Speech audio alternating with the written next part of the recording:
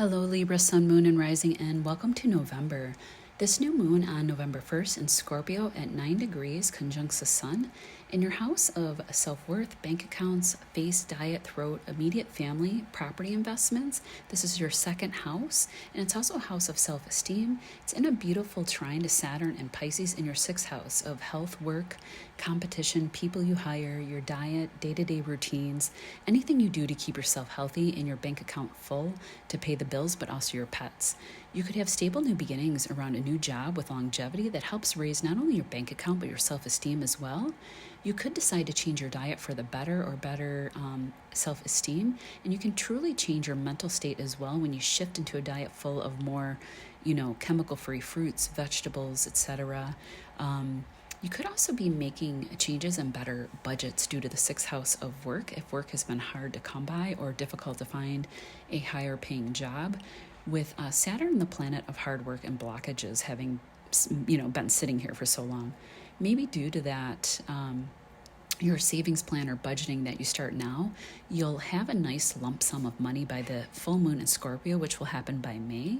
The ruler of this moon is Pluto, but also Mars, and Pluto is heading into that lucky fifth house for you. So I think if you struggled with money, work, esteem, something that you do in the creative realm over the next several years can be the key to changing your life. Or maybe you will meet a fated transformative love who helps you see your self-worth and your value. Not only may this new beginning involve some powerful creative project or business for you, but a new title can happen as well in the 10th, as the new moon in Scorpio's other ruler is Mars, is in your 10th house and will bounce over to the 11th in a few days. A house of hopes, windfalls, dreams come true, but also like large networks, internet.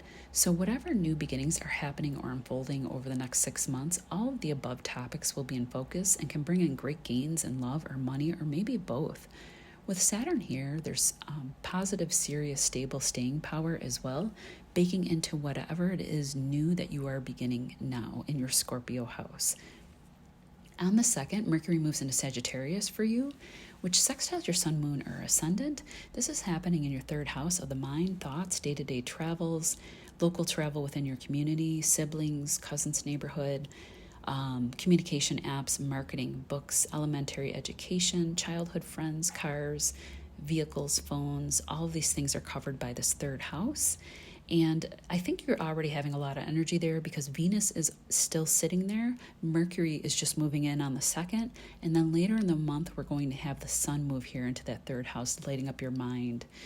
And what could be happening is Mercury will move into a fated trine with the North Node and Aries in your 7th house of other or a close partner in business or love. And then another healing trine, Mercury will form over to Chiron in that same 7th house around the 20th, 22nd or so. This could look like you meeting a fated healing partner through 3rd house venues like community events, parties, maybe like certification learning courses, stuff like that, through friends, family, social media apps, Facebook. Maybe you're traveling locally, coffee shop, library, or moving neighborhoods. Or school, but this would be like lower school. So, I'm not really sure how, maybe if you're a teacher at like elementary.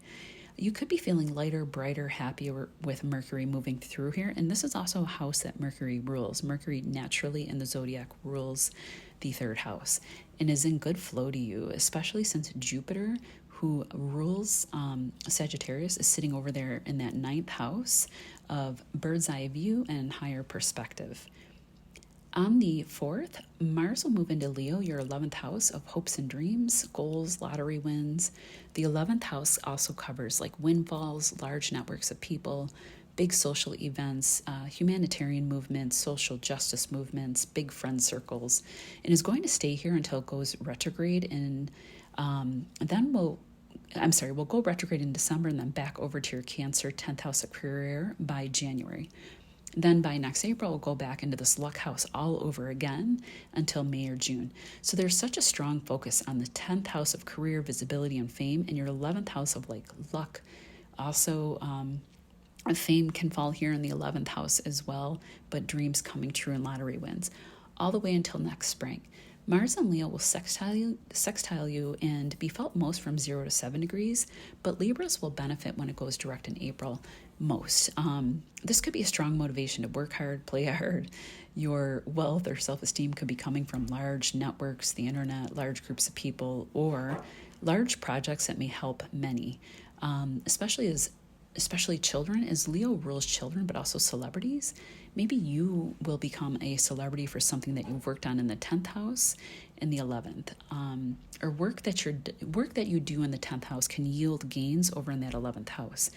Mars will go back into Cancer for 3 months. It'll be January to April, driving the focus and possibly frustration there, since it will be retrograde. But ultimately, when it goes direct and back again through your Leo 11th, the gains can start to show up, or recognition for a job well done. So everything will really fully move forward by next spring. Like, for example, maybe you're working hard on a nonprofit to help children, Cancer in the 10th house, or a business around land or property. And when it goes direct in the spring, something that you did in that 10th career house goes viral, but in a very positive way for you, and can bring in a windfall. Securing that second house of bank accounts and your self-worth. The opposition between Mars and Leo,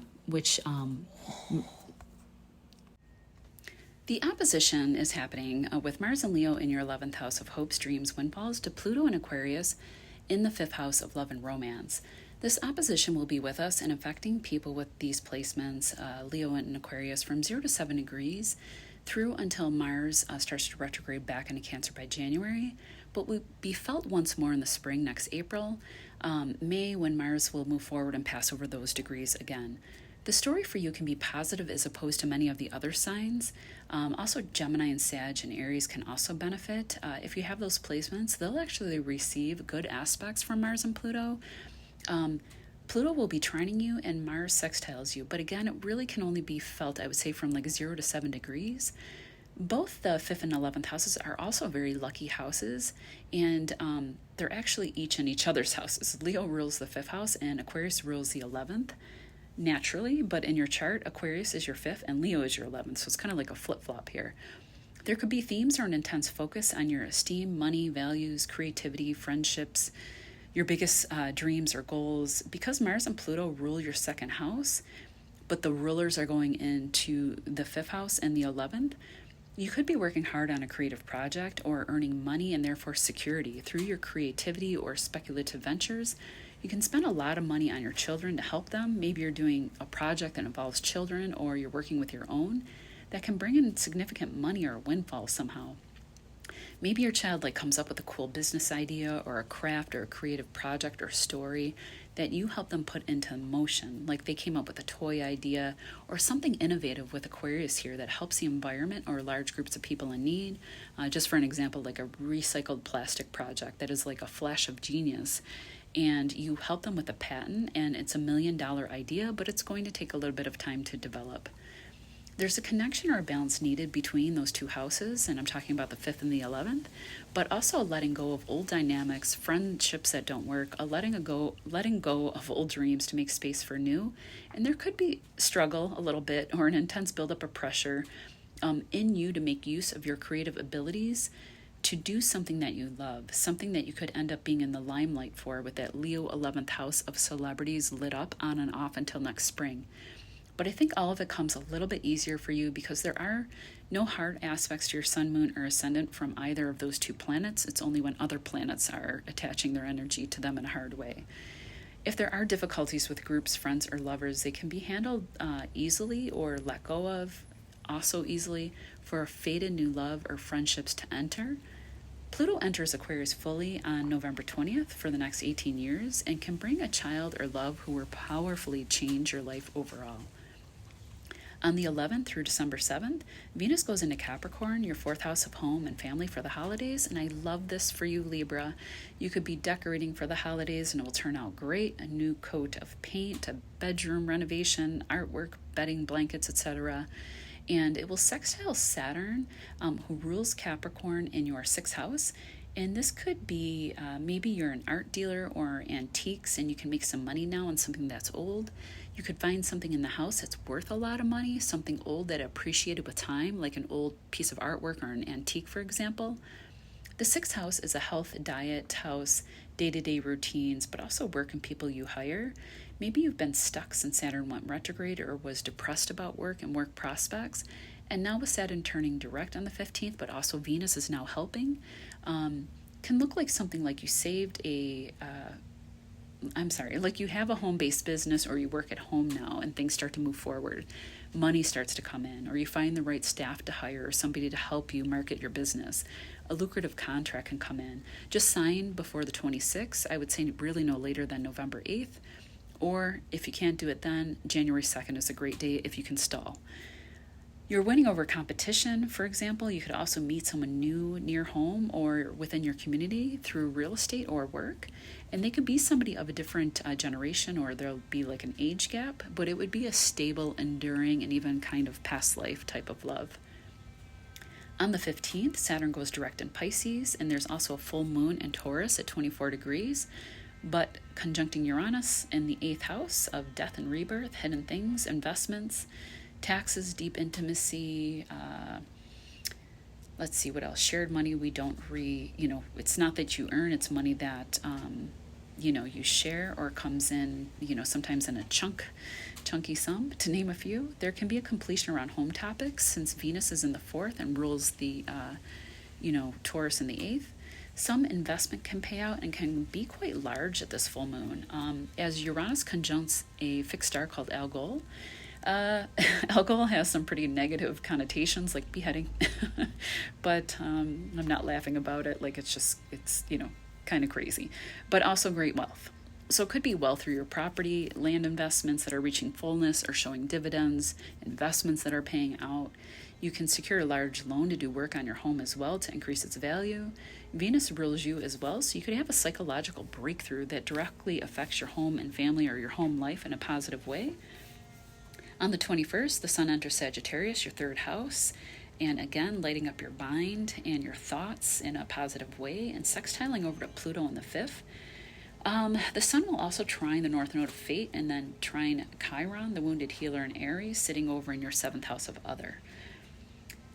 The Sun is following a Mercury and Venus story from earlier in the month again, putting an emphasis on all of these things. So Sag sextiles you in a positive aspect, and what this could mean is healing thoughts around relationships, fated healing through that relationship, through communications. A serious committed relationship can come in, meeting a fated destined love, maybe through like social media, through a friend, through Facebook, dating apps, and it heals some kind of partnership wound that has been going on ever since Chiron moved into that 7th house. A breakthrough can happen through heavy thoughts if you've been having them, or a business partnership. You can also experience significant growth or illumination in your thoughts and ideas, and the way forward with the ideas becomes smoother now. Pay special attention to any business or tech-related ideas that pop up in your mind through your dreams, through messages, phone calls, or emails, and I say that because of Mercury. On the 26th, Mercury goes into Sag. Make sure you get travel insurance, receipts, extra insurance on electronic products. It will definitely be worth the extra expense. All right, take care, Libra, and we will see you in December.